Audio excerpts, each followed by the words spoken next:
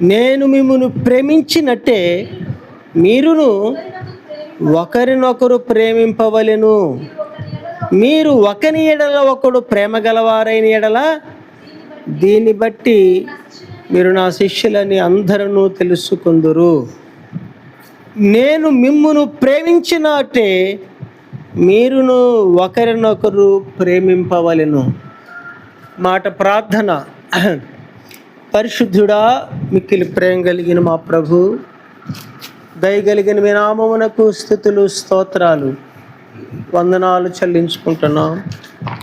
నీ మహా ఉచితమైన కృపను బట్టినైనా నీ ప్రేమను బట్టి ఇదనో ఈ విధంగా నీ సన్నిధిలో సమకూర్చారు. ఈ ఆదివారపు ఆరాధనలో ఆయన పాటలతో స్తుతి ఆరాధనతో నిన్ను మహింపరిచే భాగ్యం ఇచ్చారు. జీవం కలిగిన నీ మాటల్ని ధ్యానం చేయుచుండగా ప్రభువా మీరే మాతో మాట్లాడమని యేసు నామమున అడుగుచున్నాం తండ్రి, ఆమేన్. ప్రియమైన దేవుని బిడ్డలారా, ప్రేమ అనున్నది క్రైస్తవ్యానికి పునాది లాంటిది.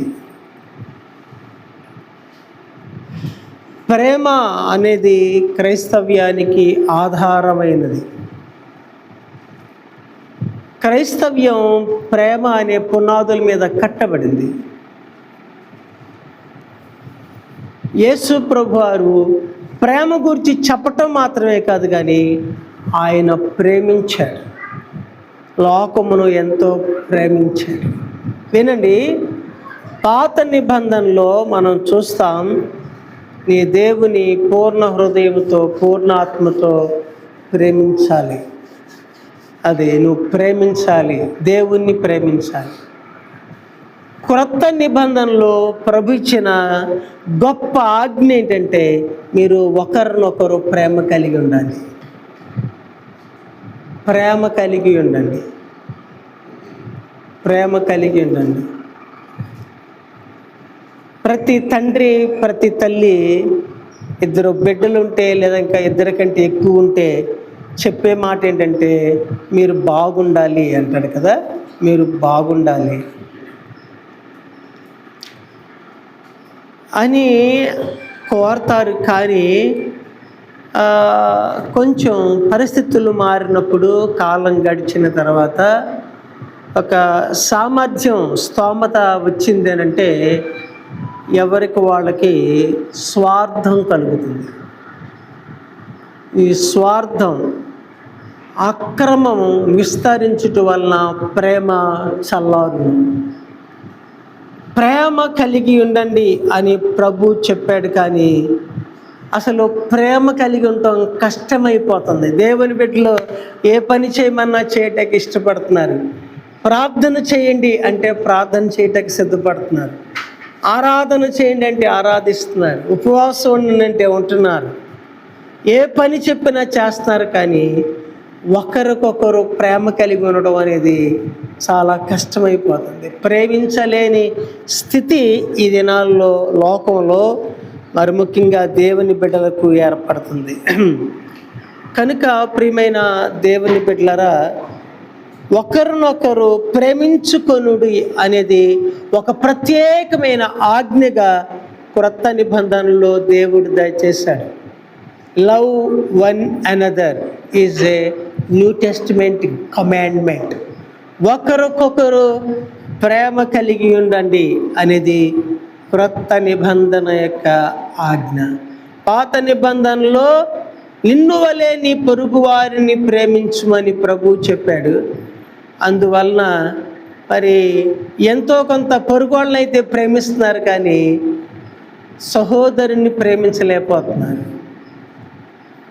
ఒకరి ఎడల ఒకరు ప్రేమ కలిగి ఉండలేకపోతున్నారు. మీరు చెప్పండి, చర్చిలో ఉన్న వాళ్ళకంటే బయట వాళ్ళని ఎక్కువగా ప్రేమించేవారు లేరా? మన మధ్య ఉన్నారు. చర్చిలో ఉన్న వాళ్ళతో సంబంధాలు తక్కువ, కానీ బయట ఉన్నవారిని ఎక్కువగా ప్రేమించేవారు ఉన్నారు. అందువలన ప్రభు చెప్పాడు, మీరు ఒకరికొకరు ప్రేమ కలిగి ఉండండి అని అన్నాడు. ప్రియమైన దేవుని బిడ్డలారా, దేవుని బిడ్డలు సంఘం ప్రేమ కలిగి ఉన్నది లేనిది మనకి ఎలా తెలుస్తుంది? మనం నేను ప్రేమిస్తున్నా అంటే అదేమైనా రుజువు అవుతుందా? ప్రేమించినట్లు అవుతుందా? కాదు. ఇక్కడ there are some elements to prove the love of another. ఒకరి ఎడల ఒకరు ప్రేమ కలిగి ఉన్నట్లుగా ఇక్కడ కొన్ని ఎలిమెంట్స్ ఉన్నాయి, కొన్ని విషయాలు ఉన్నాయి. వాటిని ధ్యానం చేసుకుందాం. ఊరికే పైకి నాకు చాలా ప్రేమ. కొంతమందికి సాధారణంగా మనుషులంటే ప్రేమగా ఉంటారు. మరి కొంతమంది మనుషుల్ని ఇష్టపడరు, మనుషులతో గడపడానికి ఇష్టపడరు, మనుషుల మధ్య ఉండడానికి ఇష్టపడరు, మనుషులతో మాట్లాడటానికి ఇష్టపడరు కొంతమంది. నేను మీ గురించి చెప్పట్లేదు, అదేంటో నాకు అర్థం కావట్లేదు. కానీ ఈ రోజుల్లో మనుషుల మీద ప్రేమ ఉండట్లేదు, కానీ పెట్ డాగ్స్ మీద, పెంపుడు కుక్కల మీద, పెంపుడు పిల్లుల మీద, ఇంకా పంది పిల్లల మీద, కోతులు, ఇది ఒక ట్రెండ్ అయిపోయింది ఇప్పుడు. గత కాలంలో కుక్కలను ఎమ్మటేసుకు తిరిగేవాళ్ళు, కుక్కలతో ఉండేవాళ్ళు. ఇప్పుడు ఏమైపోయిందంటే కుక్కలు కాదు కానీ కోతులంటే మోజైపోయింది. ఒక చిన్న వీడియో చూసా నేను. ఒక అమ్మాయి తన ప్రక్కలో 3 కోతులను పడుకోబెడుతుంది, కోతులు నిద్ర ముంచుతుంది. అవేమో అటు ఇటు కదిలిపోతుంటే మనుషుల మీద అంత ప్రేమ ఉండట్లా, మనుషుల మీద అంత ఓపిక ఉండట్లా, మనుషుల మీద అంత సహనం ఉండట్లా, ఇలాగైపోతుంది. నేనంటాను తప్ప మూగజీవులు ప్రేమించడం అంటారు కొంతమంది. ప్రేమించండి, కానీ మూగజీవులుగానే చూడాలి కదా, కుక్కని కుక్కగానే చూడాలి. కొంతమందికి కుక్క అంటే కోపం, వాళ్ళు ఏం పేరు పెట్టుకుంటారో దాన్ని బట్టి పిలవాలని కోరుకుంటారు.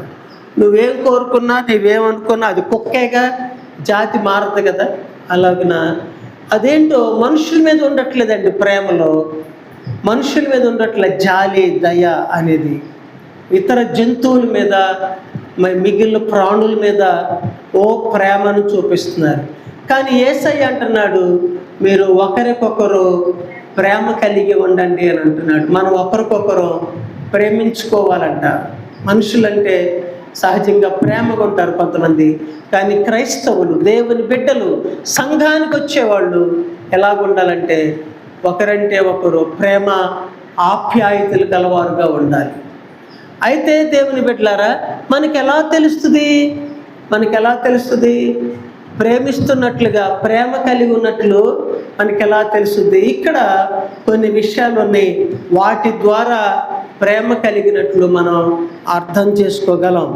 మొట్టమొదటి విషయం ఏంటంటే, ప్రేమ కలిగిన వాళ్ళు, ఒకరినొకరు ప్రేమించుకునేవారు క్షమాపణ కలిగి ఉంటారంట. క్షమాపణ అనేది చాలా విలువైనది. ఎఫెసీయులకు రాసిన పత్రిక 4వ అధ్యాయం 32వ వచనం చూస్తాం. ఎఫెసీయులకు రాసిన పత్రిక 4వ అధ్యాయం 32వ వచనంలో, ఒకని ఎడల ఒకడు దయ కలిగి కరుణా హృదయులై క్రీస్తు నందు దేవుడు మిమ్మును క్షమించిన ప్రకారం మీరును ఒకరినొకరు క్షమించుకొనుడి. క్రీస్తు నందు దేవుడు మిమ్మును క్షమించిన ప్రకారం మనం క్షమించబడిన వారు. గమనించండి దేవుని బిడ్డలారా, ఇప్పుడు దేవుణ్ణి ఆరాధించడానికి ఆయన సన్నిధికి వచ్చామంటే, ఆయన నామములో చేరుకొని ఉన్నామంటే, ఆయన బిడ్డలంగా మార్చబడ్డామంటే, లేదా ఆయన నామములో బాప్తిసం పొందుకుని ఆయన నామాన్ని ధరించిన వారంగా ఉన్నామంటే, ఆయన మొదట మనల్ని క్షమించాడు కదా. క్షమాపణ మనకు కలిగింది కాబట్టి మనం ఒకరికొకరు ప్రేమ గలవారంగా ఉన్నాం. కనుక ప్రేమించుకునే వారి జీవితంలో ఉండవలసిన మొట్టమొదటి లక్షణం ఏంటంటే, ఒకరినొకరు ప్రేమించుకునేవారుగా ఉండాలి.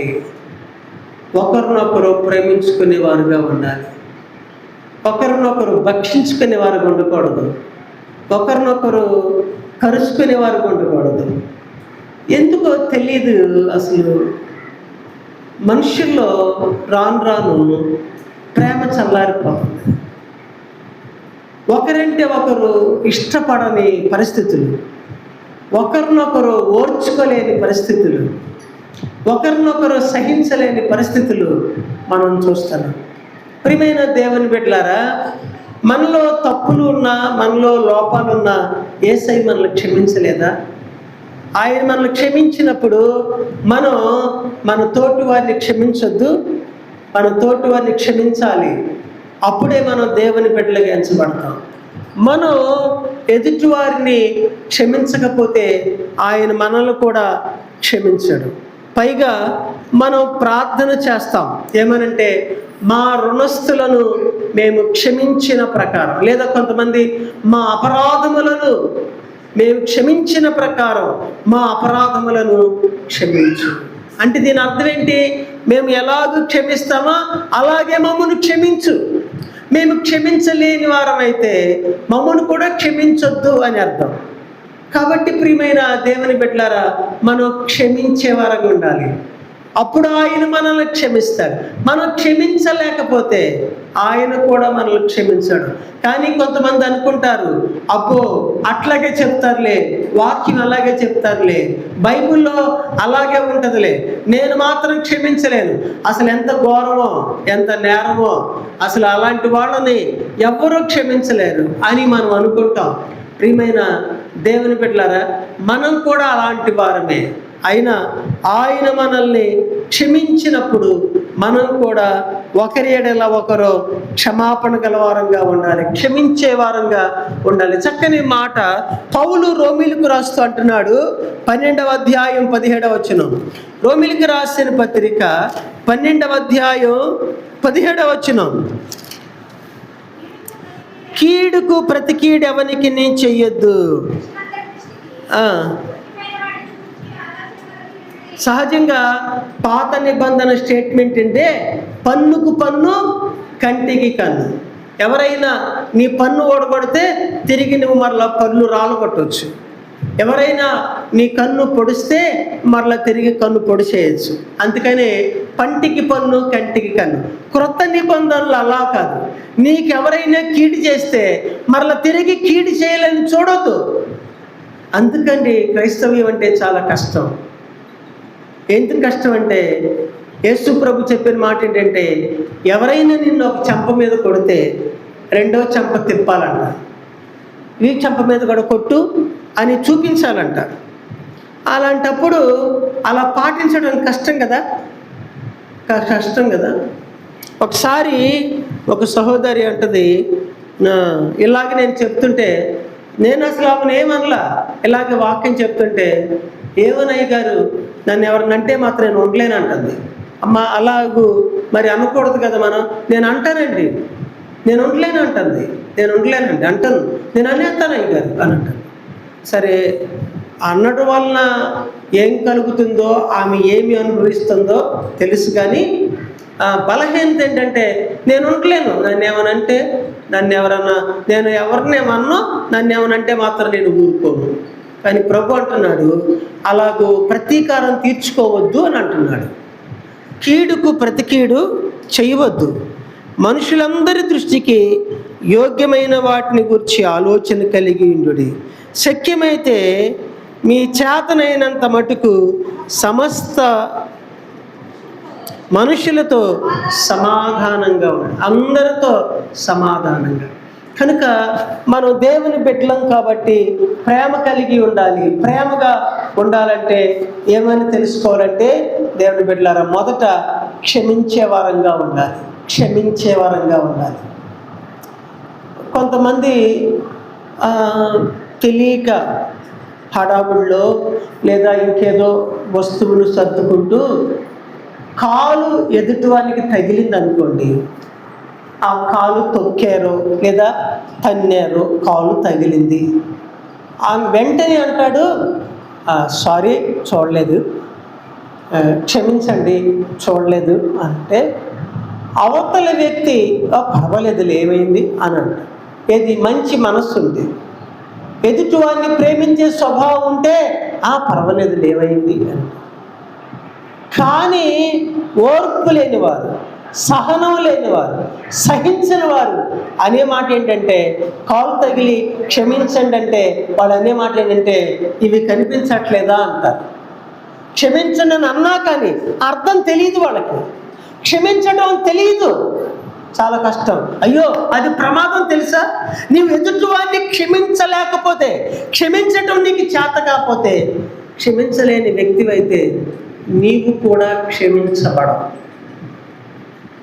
ఈ కారణం చేత ప్రియమైన దేవుని బిడ్డలారా, ఇక్కడ ఏమంటున్నాడంటే, కీడుకు ప్రతి కీడెవనికి చేయవద్దు, మనుషులందరి దృష్టికి యోగ్యమైన వాటిని గురించి ఆలోచన కలిగి ఉండుడి. మనుషులందరి దృష్టికి యోగ్యమైన వాటిని గురించి ఆలోచన కలిగి ఉండుడి. శక్యమైతే మీ చేతనైనంత మటుకు సమస్త మనుషులతో సమాధానంగా ఉండుడి. అందరితో సమాధానంగా ఉండండి. నేను ఇలా మాట్లాడుతున్నప్పుడు కొంతమందికి సందేహం కలగచ్చు. మరి ఈయనేంటి అట్లా అనుకుంటున్నారేమో, నేనేం చేయలేను.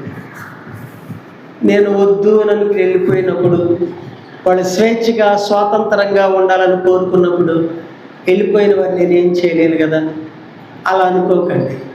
నా సొంత వారుగా నేనెంతో ప్రేమించి మీరు చేయలేని పనులు నేను చేశాను, మేలే చేశాను, కానీ నేను ఎవరికి కీడు చేయను. నేను పొందుకున్న తర్వాత వారిలో మనసు మారినప్పుడు, సామర్థ్యం మారినప్పుడు, స్వేచ్ఛగా ఉండాలనిపోయినప్పుడు నేనేం చేయలేదు, అది వేరే విషయం. కానీ ఇక్కడ వాక్యం చెబుతుంది, మనం నిజంగా ఒకరికొకరు ప్రేమ గలవారం అయితే ఒకరినొకరు క్షమించుకునే వారంగా ఉండాలి. 19వ వచనం, ప్రియులారా మీకు మీరే పగ తీర్చుకొనక దేవుని ఉగ్రతకు చోటియుడి, పగ తీర్చుట నా పని, నేనే ప్రతిఫలమిత్తునని ప్రభువు చెప్పుచున్నాడు. కీడుకు ప్రతి కీడు చేయవద్దని 17వ వచనంలో ఉంది. 19వ వచనంలో మీకు మీరే పగ తీర్చుకోవద్దు. ఇప్పుడు మనకెవరైనా హాని చేశారు, మనకెవరైనా మోసం చేశారు, మనల్ని ఎవరైనా నష్టపరిచారు, మనకెవరైనా కీడు చేశారు, అప్పుడు మనం పగ తీర్చుకోవడానికి ప్రయత్నం చేయకూడదు. మనం ప్రయత్నం చేయకూడదు. మరేం చేయాలంటే, దేవునికి అప్పగించుకున్నప్పుడు ఫలాని సమయం వస్తుంది, ఆ సమయంలో దేవుడు ఆ కార్యం చేస్తాడు.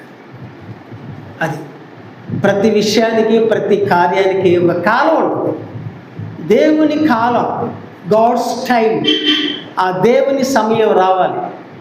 ఆ దేవుని సమయం వచ్చిన తర్వాత కాలమే నిర్ణయిస్తుంది ఏం చేయాలి, ఏం సమాధానం చెప్పాలి, ప్రతీకారంగా ఏం చేయాలనేది కాలం చెప్పుద్ది. అంతవరకు మనం కనిపెట్టుకుని ఉండాలి. అందుకే ఓర్పు ఉండాలి, సహనం ఉండాలి, తొందరపాటు ఉండకూడదు. పగ తీర్చుకొనుట నా పని వాక్యం చెబుతుంది. మనం ఏంటంటే, అమ్మో దేవుడు ఎప్పుడుకో తీసుకుంటాడు పగ, ఇప్పుడు మనం ఏదో తిట్టేయాలి, ఒక దెబ్బ కొట్టాలనుకుంటే అంతవరకే. కానీ దేవుడు తీర్చుకునే పగ చాలా భయంకరంగా ఉంటుంది.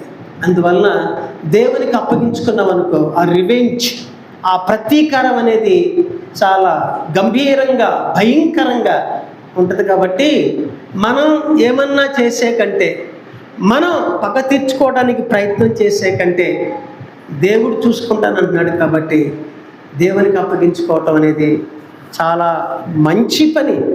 అది అలాగునా ప్రియమైన దేవుని బిడ్డలారా, కొలస్సీలకు రాసిన పత్రిక 3వ అధ్యాయం, కొలస్సీలకు రాసిన పత్రిక 3వ అధ్యాయం 12-13 వచనాలు చదువుకుందాం. కొలస్సీలకు రాసిన పత్రిక 3వ అధ్యాయం 12-13 వచనాలు. దేవుని చేత ఏర్పరచబడిన వారును పరిశుద్ధులను ప్రియులునైన వారికి తగినట్లు మీరు జాలిగల మనస్సును, దయాళత్వమును, వినయమును, సాత్వికమును, దీర్ఘశాంతమును ధరించుకునుడి. ఎవడైనాను తనకు హాని చేసినని ఒకడు అనుకుని ఎడల ఒకరినొకడు సహించుచు ఒకరినొకడు క్షమించుడి. అబ్బా, ఇది ప్రేమ తత్వం, ప్రేమ లక్షణం. ఒకరికొకరు ప్రేమ కలిగి ఉండటం అంటే. ప్రియమైన దేవుని బిడ్డలారా, ఇదే సంగతి అండి. ఒకరినొకరు ఓర్చుకోలేకపోతున్నారు కాబట్టి ఈ రోజుల్లో, ఒకరినొకరు క్షమించుకోలేకపోతున్నారు కాబట్టి, ఒకరికొకరు సహనం కలిగి ఉండలేకపోతున్నారు కాబట్టి, ఒకరి మీద ఒకరు దీనత్వం, దయాళత్వం చూపలేకపోతున్నారు కాబట్టి ప్రేమలు పోతున్నాయండి, ప్రేమలు నిలవట్లేదు.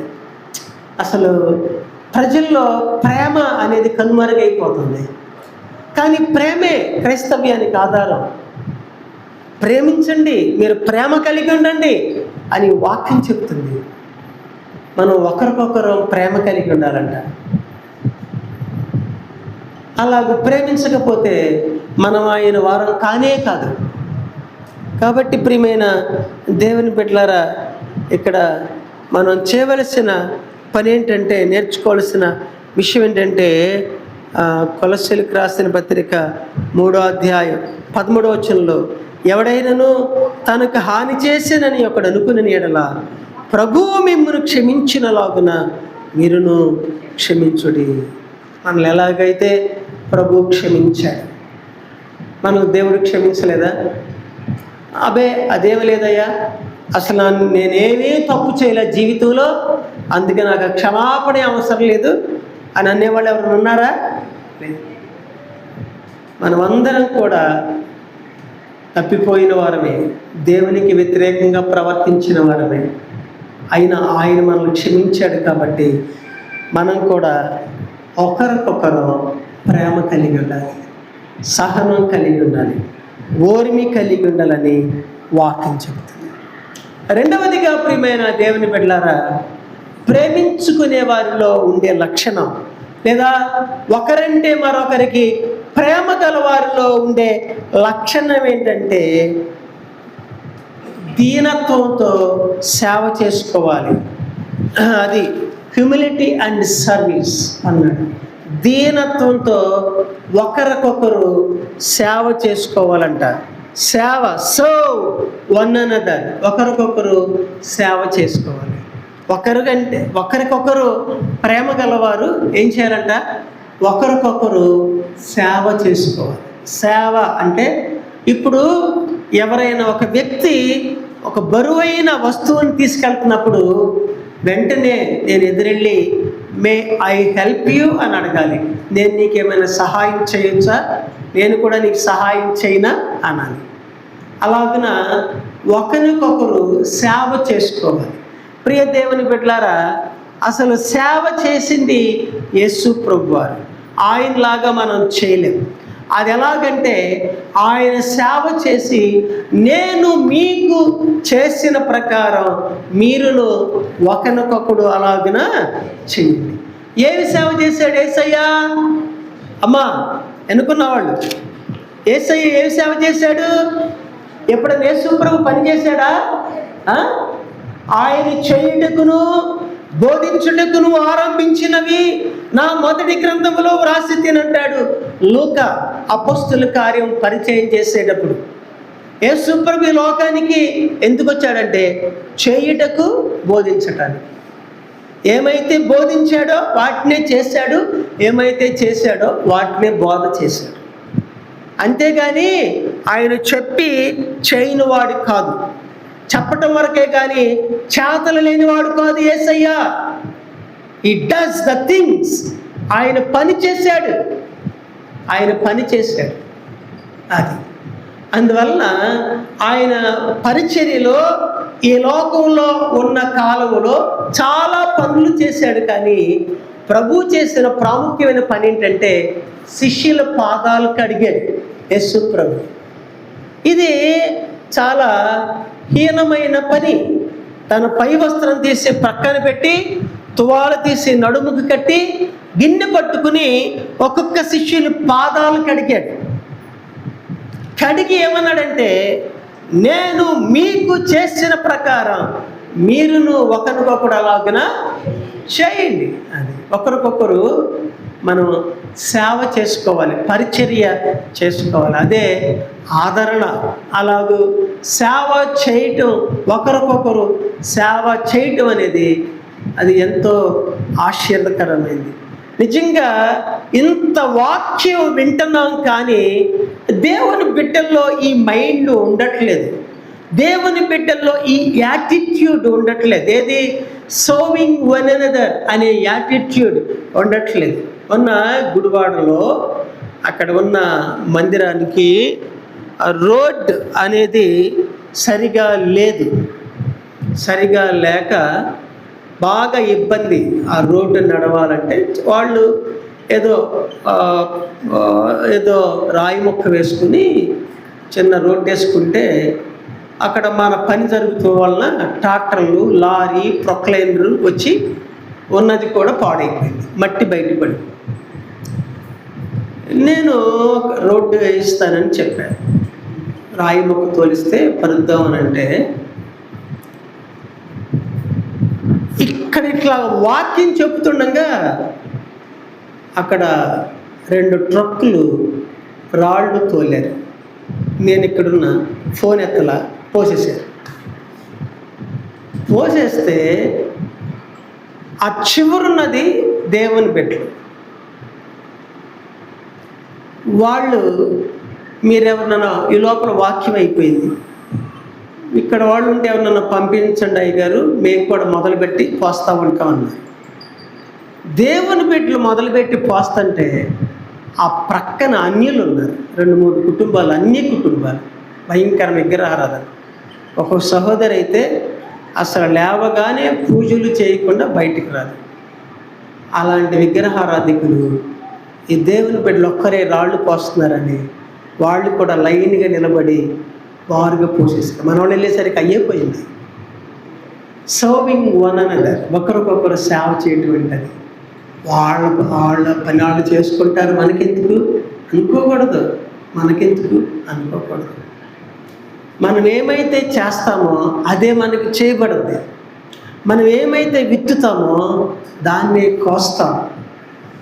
మనం అలాంటి మనసు లేకపోతే మన విషయంలో కూడా అలాగే జరుగుద్ది. కాబట్టి ప్రియమైన దేవుని బిడ్డలారా, ఒకరికొకరు సేవ చేసుకునే వారం కావాలి. గలతీయులకు రాసిన పత్రిక 5వ అధ్యాయం 13వ వచనం. గలతీయులకు రాసిన పత్రిక 5వ అధ్యాయం 13వ వచనం. సహోదరులారా, మీరు స్వతంత్రులుగా ఉండుటకు పిలువబడితిరి.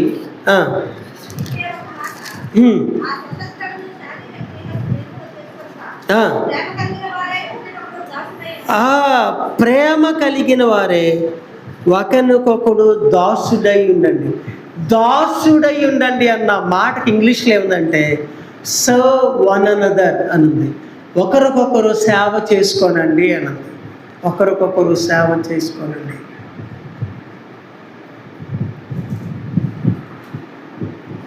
పిలిపిలికి రాసిన పత్రికలో ఉంటుంది, ప్రతివాడును తన స్వకార్యములను చూచుకొనుచున్నాడు కానీ ఇతరుల కార్యములను చూడండి. మరొక చోట ఏముంటుందంటే, ప్రతివాడును తన సొంత కార్యములను చూచుకొనుచున్నారు కానీ యేసుక్రీస్తు కార్యములను చూడము అని. అదేంటో తెలీదు కొంతమందికి. వాళ్ళ పనే వాళ్ళకి, వాళ్ళ బ్రతికే వాళ్ళదే. ఎదుటివారు ఎలా ఉన్నా అసలు ఏం పట్టించుకోరు. అలా దేవుని నమ్ముకున్న బిడ్డలు దేవుని సన్నిధికి వస్తారు. దేవుని పని ఎంతున్నా అసలు చెయ్యి కాదు కదా, ఏలు కూడా దాంట్లో పెట్టరు. ఎంత భయంకర మనసు అండి, ఎంత భయంకర మనసు. రేపొద్దున ఆదివారం ఆరాధన అయిన తర్వాత ఏమైనా పని చెప్తారనుకుంటే ముందే తెలుసుకుని అవసరమైతే ఆరాధన కూడా మానేస్తారు. అసలు ఇష్టపడరు ఒకరికొకరు కానీ, లేదా దేవుని పనిలో పాల్గొనడం ఏమాత్రం ఇష్టపడరు.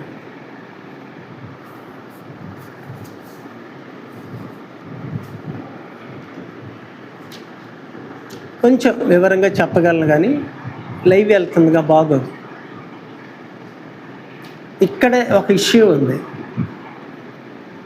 బాగోదు. అది మంచిది కాదు. దేవుని బిడ్డలంగా ఆశీర్వాదానికి పాత్రలు అవ్వం. మనుషులకి స్వార్థం ఉంటుంది, ఎవరి పని వాళ్ళు, ఎవరి బ్రతుకు వాళ్ళు చూసుకోవాలి. మరి అంత ఉండకూడదు. అసలు ఎదుటివారు ఏమైపోయినా మనకు అనవసరం అన్నట్లు ఉండకూడదు. అది మంచిది కాదు. కాబట్టి కొన్ని జీవితాలు అలాగే ఉండిపోతాయి. గలతీయులకు రాసిన పత్రిక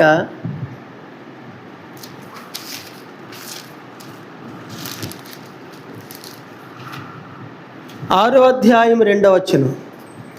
గలతీ 6:2. ఒకని భారములనొకడు భరించి ఇలాగు క్రీస్తు నియమమును పూర్తిగా నెరవేర్చుడి. ఒకని భారం ఒకరు భరించాలంట. ఒకరికొకరు ప్రేమ కలిగి ఉన్నటువంటి అర్థం ఏంటండి? ఒకరికొకరు సేవ చేసుకోవటం. అంటే ఒకరి భారాలు ఒకరు పంచుకోవటం, ఒకరి భారాలు ఒకరు పంచుకోవటం. నిజంగా దేవుని ప్రేమ గలవారం అయితే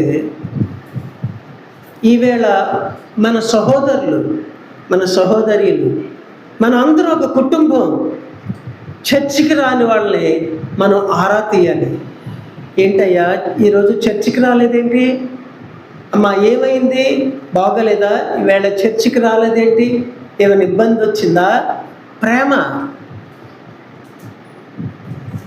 నాకు తెలుసు, నేను సేవలోకి వచ్చిన కొత్తలో కాలేజీలో థియరీ నేర్చుకున్నాను. సేవలోకి వచ్చినాక ప్రాక్టికల్గా చూశాను. వాళ్ళకేమో నౌకర్లు, ఇంట్లో పని మనుషులు చేస్తారు. వీళ్ళు దేవుణ్ణి నమ్ముకున్న వాళ్ళు కాబట్టి చర్చికి రాకపోతే వాళ్ళ ఇంటికి వెళ్ళి వాడిది గుడిసైనా కానీ లోపలికి వెళ్ళి బాగలేదా, జ్వరం వచ్చిందా, లేపి బయటికి తీసుకొచ్చి ముఖం కడిగి టిఫిన్ పెట్టి, ఏంటిది? సర్వింగ్ వన్ అనదర్, ఒకరికొకరు సేవ చేసుకోవటం. నేనేంటి వాళ్ళ ఇంటికి వెళ్ళడం ఏంటి అనుకోకూడదు. వాళ్ళు ఏమైతే నాకెందుకు, నువ్వు దేవుని బిడ్డవు కాదు. వాళ్ళు వస్తే నాకెందుకు, రాకపోతే నాకెందుకు, వాళ్ళకు బాగుంటే నాకెందుకు, బాగలేకపోతే నాకెందుకు? It's not my business. అది నా పని కాదంటే నువ్వు దేవుని బిడ్డవు కాదు. నీ ప్రేమ లేదు. ప్రేమ లేనివాడు ఆయన వాడు కాదు. మనం ఆయన వారం కాదు. చాలా ప్రమాదం. క్రైస్తవ్యానికి ఆధారం ప్రేమ. మనం ప్రేమ చూపే వారంగా ఉండాలి. కానీ ప్రేమ ఉండట్లేదండి. అది ఏమైపోతుందో తెలియట్లేదు. రాను రాను మనుషులు ప్రేమాహీనులైపోతున్నారు. మచ్చుకు కూడా ప్రేమపూర్వకమైన కార్యక్రమాలు మానవ జీవితంలో జరగట్లేదు. నేను చూసా తొలి దినాల్లో సేవలోకి వచ్చినప్పుడు, కన్ను బాగలేదు, పోటుగా ఉంది, ఈ కంటి గురించి తలనొప్పి వస్తుందంటే సొంత డబ్బులు పట్టుకుని హాస్పిటల్ తీసుకెళ్ళి డాక్టర్ చూపించి ఆ కన్ను కళ్ళ జోడేసి, ఎందుకు ఇలా చేయాలి? ఏం అవసరం? ప్రేమ, దేవుని ప్రేమ. ప్రేమ ఎందుకంటే ఆయన మొదట మనల్ని ప్రేమించాడు కాబట్టి మనం కూడా అలాగే ప్రేమించాలి. మొదట మనం ఆయన ప్రేమించలేదు, ఆయనే మొదట మనల్ని ప్రేమించాడు. ఆ కారణం చేత అంటాడు కదా, ఒకని భారంనొకడు భరించి ఇలాగ క్రీస్తు నియమమును పూర్తిగా నెరవేర్చుడి. ప్రియమైన దేవుని బిడ్డలారా, మనం ఒకరికొకరు ప్రేమ గలవారమైనప్పుడట ఒకరికొకరు గౌరవించుకోవాలంట. ఏం చేయాలి? ఒకరికొకరు గౌరవించుకోవాలి. అది కుదరదులే, మనందరం ఒకే ఊరోళ్ళం కాబట్టి ఒకరికొకరు వందనాలు చెప్పుకోరు కదా. ఒకరు ఈ ఊరోళ్ళు, ఈ సంఘస్థులు మరుసటి రోజు కనిపించుకున్నారనుకో, ఆ వందనాలమ్మా, వందనాలయ్య అని చెప్పుకుంటారా? చెప్పుకోరు. ఎందుకనంటే రోజు కనిపించుకునే వాళ్ళం కదా, చెప్పుకోరు. కానీ అదే పొరుగురు వేరే వాళ్ళం అయితే ఏంటి, నేను కనిపిస్తే నాకు వందనాలు చెప్పలేదు, నాకు ప్రైజ్ ది లార్డ్ చెప్పలేదు అని అనుకోకూడదు. మనమే గౌరవించి, మనమే మర్యాదపూర్వకంగా మెలగాలంట. అందుకని హానర్ వన్ అనదర్, ఒకరికొకరు గౌరవించుకోవాలంట. ఒకరికొకరు గౌరవంగా హెచ్చించుకోవాలి. మనం మన ఎదుటి వారిని గొప్పగా ఎంచాలి. ఎప్పుడు కూడా మనకంటే తక్కువగా ఎంచకూడదు, తప్పు. నిజంగా మనం ప్రేమ గలవారం అయితే ఎదుటి వారిని గొప్పగా ఎంచాలి, గొప్పగా మనం మాట్లాడాలి. పర్వాలేదయ్యా, నువ్వు చాలా బాగా చేసుకుంటున్నావు, పర్వాలేదు, నువ్వు మంచిగా ఉంటున్నావు, నీదంతా సిస్టమేటిక్గా ఉంది, నువ్వు మంచిగా మాట్లాడుతున్నావు, ఇలాగూ గౌరవించుకోవాలి. అంతేగాని మనలో ఉన్న అహం, మనలో ఉన్న ఈగో ఎప్పుడు ఎదుటి వాడిని కించపరుస్తుంది. నీకేం తెలుసులేవాయా, మాట్లాడటం కూడా చాలా కాదు. మాటల్లోని అతిశయం, మాటల్లో అహంకారం, ఎదుటివాడిని గాయపరిచే మాటలు, కించపరిచే మాటలు, తక్కువ చేసే స్వభావం, అది ప్రేమ కలిగిన స్వభావం కాదు. ఎంతసేపు మనమే గొప్ప, ఏం గొప్ప ఏముందని, ఏంటండి మన జీవితాలు ఎంత, మన బ్రతుకులు ఎంత, మనమెంత, మన స్తోమత ఎంత, మన సామర్థ్యాలు ఎలాంటివి? ఇంతలో కనబడి అంతలో ఆవిరైపోయే నీటి బుడగలాంటి బ్రతుకులు ఎగిసిపడితే ఎట్లా? ఎగిరెగిరి పడతారు కొంతమంది, ఏమీ లేకపోయినా. తప్పు, తగదు. దేవుని బిడ్డలం, we should be humble in the sight of the Lord. దేవుని దృష్టిలో మనల్ని మనం తగ్గించుకోవాలి. అది క్రైస్తవ్యం, అది ప్రేమ కలిగిన స్థితి. ఎంతసేపు ఎదుటివాడిని తక్కువ చేయటమే.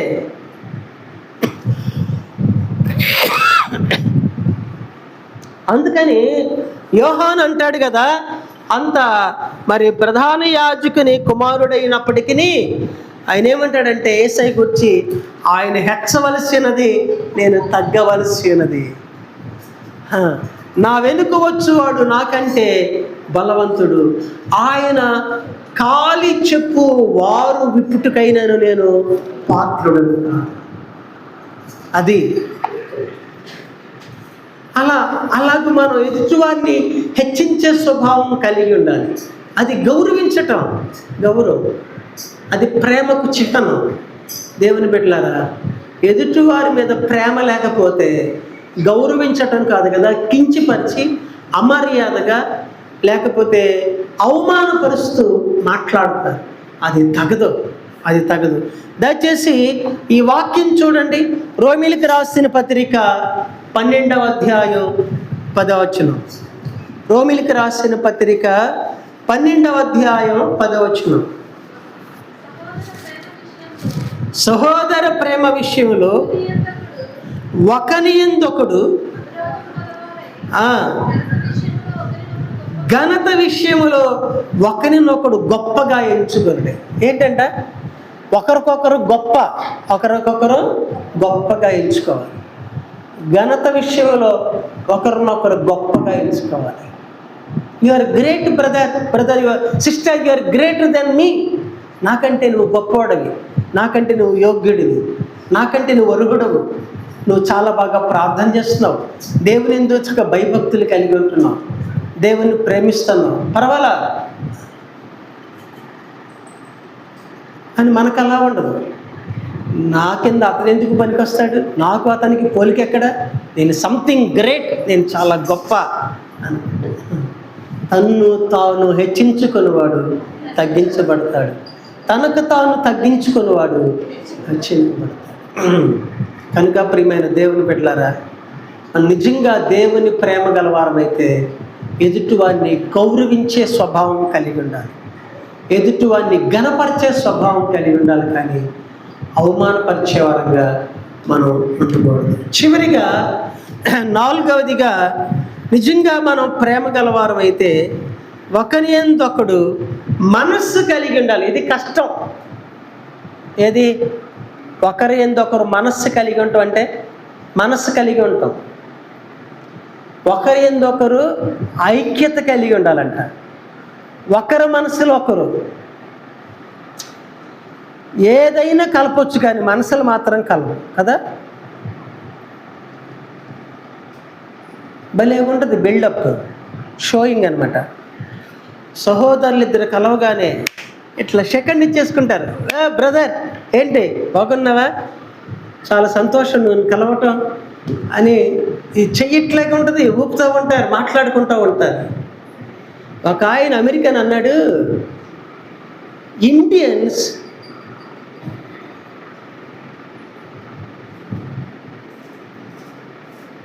Talks hours together but never joins their hearts అన్నాడు. ఇండియన్స్ అంట గంటల తరబడి మాట్లాడతారంట, కానీ మనసులు మాత్రం కలవవు అంట. అందుకేగా మాట్లాడుతూ అంటారు. నిజమేనా నువ్వు చెప్పేది అంటే ఏంటి? ఇంతసేపు మాట్లాడుతున్నా కలవదు. నేను నిజం చెప్తున్నాను అంటారు, ఈ మాట నిజం అంటారు. మరి ఇందాక చెప్పినవన్నీ ఈ మాట నిజం, నా మీద ఒట్టు, నీ మీద ఒట్టు, నేను నీకు కానీ చెప్తున్నా, అసలు సత్యం చెప్తున్నా అంటారు.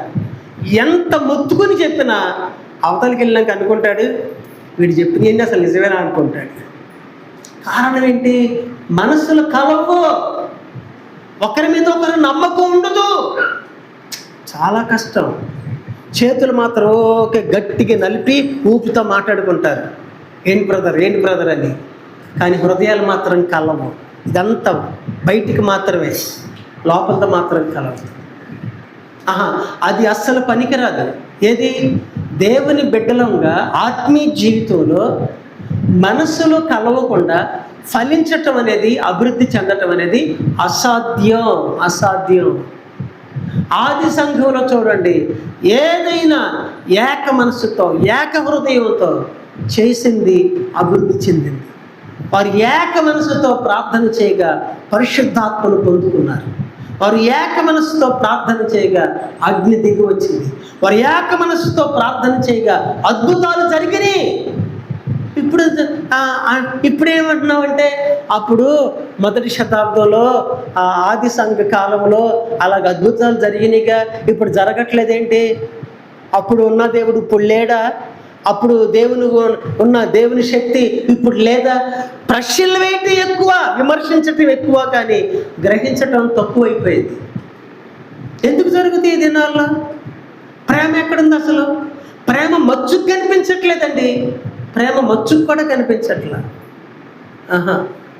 ఎంత విచారం అంటే చాలా బాధకరమైన విషయం. మరి దేవుడు మనల్ని ఎంతగానో ప్రేమించాడు, వర్ణించలేనంతగా ఆయన మనల్ని ప్రేమించాడు. కానీ మనం మాత్రం ఒకరి ఎడల ఒకరు మాత్రం కూడా ప్రేమ కలిగి ఉండలేకపోతున్నాం. చాలా విచారకరమైన సంగతి. కాబట్టి ఇక్కడ రోమీయులకు రాసిన పత్రిక 12వ అధ్యాయం 16వ వచనంలో ఒకని మనస్సు ఒకరు కలిగి ఉండడం అంటే ఇక్కడ చెప్తున్నాడు. రోమా 12:16 ఏడ్చువారితో ఏడువుడి. ఏడ్చువారితో ఏడవటం అంటే అర్థం ఏంటి? ఏడ్చువారితో ఏడవటం, ఎవరికైనా బాధ కలిగినప్పుడు, ఎవరికైనా విచారంగా ఉన్నప్పుడు వారి దగ్గరికి వెళ్ళి మనం కూడా వారి బాధను పంచుకోవాలి. ఏడ్చువారితో ఏడువుడి, ఒకరినొకడు మనసు కలిసి ఉండుడి.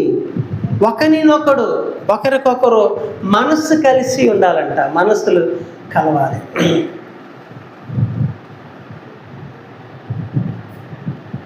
దాన్ని ఐక్యత అని అన్నాడు.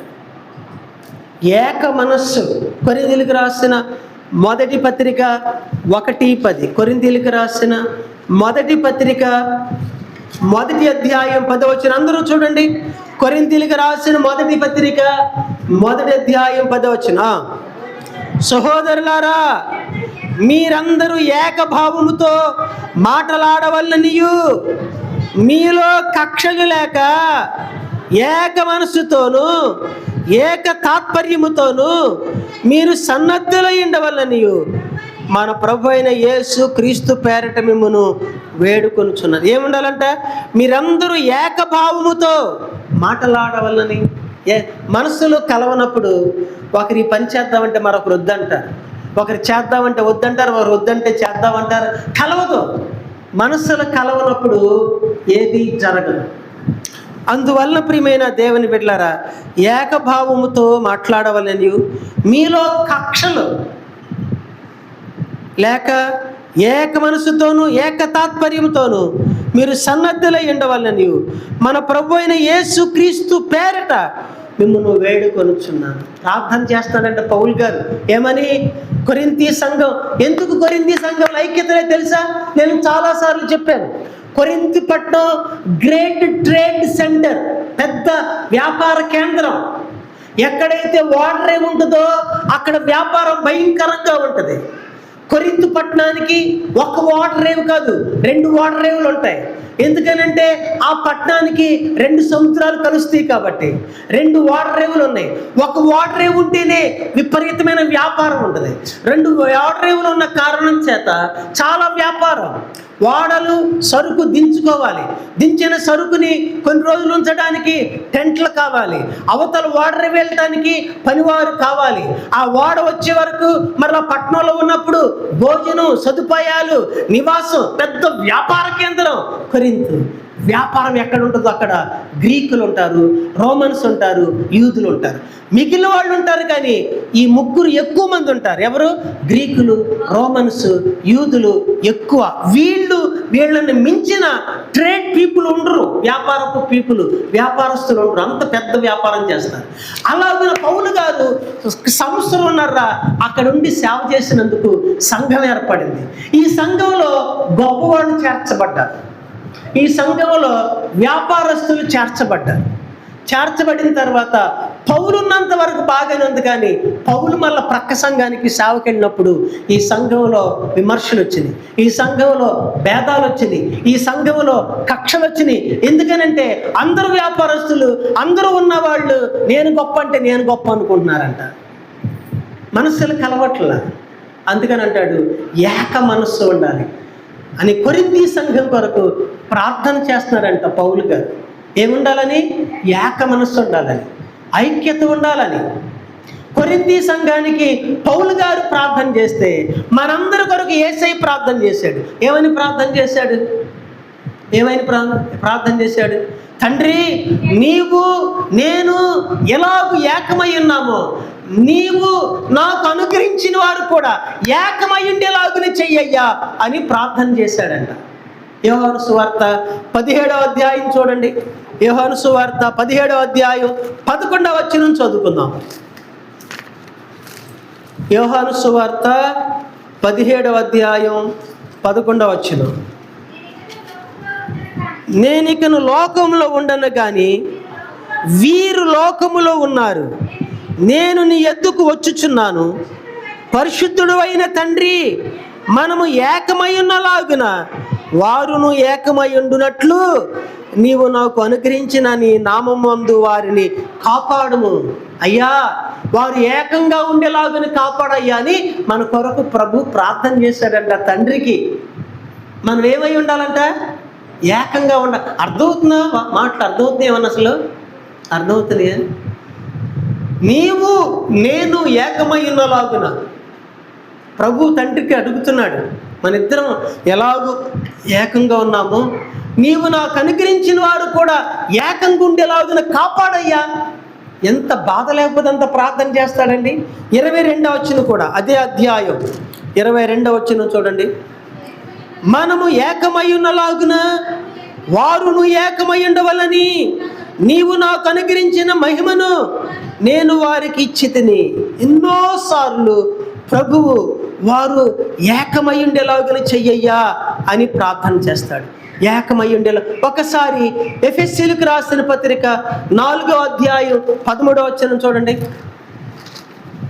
ఎఫెసీయులకు రాసిన పత్రిక 4వ అధ్యాయం 13వ వచనం.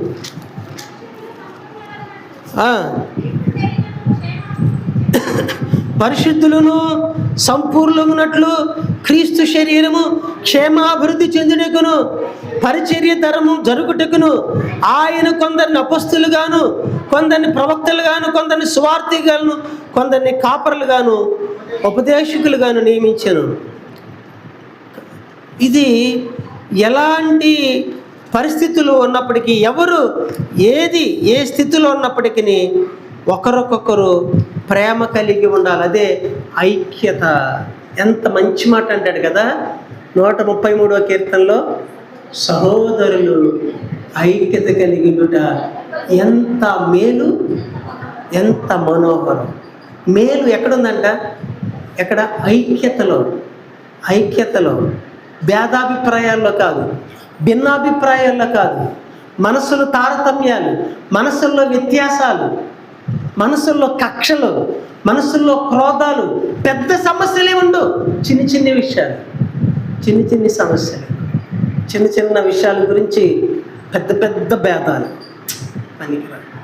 ఆ 133వ కీర్తన చదివి మనం ముగించుకుందాం, ప్రార్థన చేసుకుందాం. కీర్తనల గ్రంథం 133వ కీర్తన. సహోదరులు ఐక్యత కలిగి నివసించుట ఎంత మేలు, ఎంత మనోహరం. చాలా బాగుంటుందంట. మేలు జరుగుతుంది సహోదరులు ఐక్యతగా ఉంటే, మనోహరంగా ఉంటుంది. అది తల మీద పోయబడి అహరోను గడ్డము మీదుగా కారి అతని అంగీలంచు వరకు దిగజారిన పరిమళ తైలమోలే నుండును. సియోను కొండల మీదికి దిగివచ్చు హెర్మోను మంచు వలె నుండును. ఆశీర్వాదమును శాశ్వత జీవమును అచ్చట ఉండవాలని యెహోవా సెలవిచ్చును. ఆశీర్వాదం, శాశ్వత జీవం అచ్చట ఉండాలంట. ఎచ్చట? కొట్లాడే దగ్గర, పొట్లాడుకునే దగ్గర, గుద్దులాడుకునే దగ్గర, పొట్లాడుకునేది. ఎక్కడ ఉండాలంటే ఐక్యత? ఎక్కడ ఉండాలంటే ఆశీర్వాదం? ఎక్కడైతే ఐక్యత ఉంటుందో, ఎక్కడైతే ఏక మనస్సు ఉంటుందో అక్కడ ఆశీర్వాదం, శాశ్వత జీవం ఉండవాలని ఆయన సెలవిచ్చున్నాడు. దేవుని బిడ్డలారా, నీకు మేలు జరగాలంటే, నీ జీవితం మనోహరంగా ఉండాలంటే, ఆశీర్వాదం, శాశ్వత జీవాన్ని అనుభవించాలంటే మనం ఐక్యతగా ఉండాలి. ఐక్యత ఎప్పుడు ఉండగలరంటే ఒకరంటే ఒకరు ప్రేమ కలిగినప్పుడు. ఒకవేళ ప్రేమ లేని స్థితిలో ఉంటే, ప్రేమించలేకపోతున్నావా? ప్రేమ కంటే కోపం ఎక్కువగా ఉంటుందా? ప్రేమ కంటే ఎక్కువ ద్వేషం ఉంటుందా? ప్రేమ కంటే ఎక్కువ అసూయ ఉంటుందా?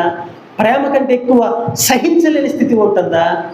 ప్రేమ కంటే ఎక్కువగా ఓడవలేని స్థితి ఉంటుందా? ప్రభువుని అడుగు, యేసయ్యా నా ఎదుటి వాడిని ప్రేమించడం నేర్పించయ్యా.